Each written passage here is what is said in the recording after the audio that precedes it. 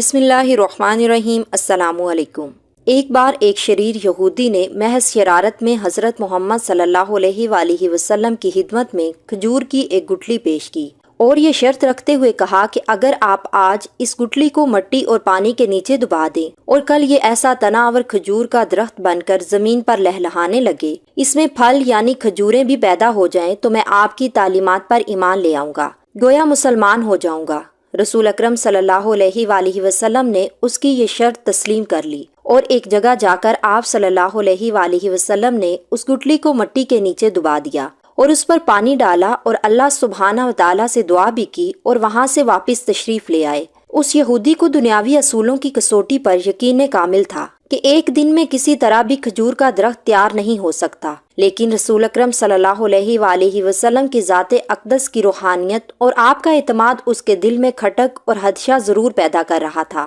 کہ کہیں کل ایسا ہو ہی نہ جائے کھجور کا درخت اگ جائے اور اسے ایمان لانا پڑ جائے۔ اس نے اپنے اس وسوسے کو دور کرنے کے لیے پھر دنیاوی اصولوں کی مدد لی اور شام کو اس مقام پر جا کر جہاں کھجور کی گٹھلی آقا دو عالم صلی اللہ علیہ وآلہ وسلم نے بوئی تھی، اس کو وہاں سے نکال لیا اور خوش واپس آ گیا کہ اب کھجور کا نکلنا تو درکنار، کھجور کے درخت کا نکلنا ہی محال ہے۔ لیکن وہ نہیں جانتا تھا کہ جب معاملہ اللہ سبحانہ و تعالیٰ اور اس کے رسول صلی اللہ علیہ وآلہ وسلم کے درمیان ہو تو دنیاوی اسباب بے معنی ہو جاتے ہیں۔ اگلے دن آقا دو جہاں صلی اللہ علیہ وآلہ وسلم اور وہ یہودی مقام مکرمہ پر پہنچے تو وہ یہودی یہ دیکھ کر حیران رہ گیا کہ وہاں ایک تنا آور درخت کھجور کے گچھوں سے لدا کھڑا ہے۔ اس یہودی نے جب اس کی کھجور کو کھایا تو اس میں گٹھلی نہیں تھی، تو اس کے منہ سے بے اختیار نکلا، اس کی گٹھلی کہاں ہے؟ مرقوم ہے کہ اس موقع پر رسول صلی اللہ علیہ وآلہ وسلم نے ارشاد فرمایا کہ گٹھلی تو نے کل شام ہی نکال لی تھی،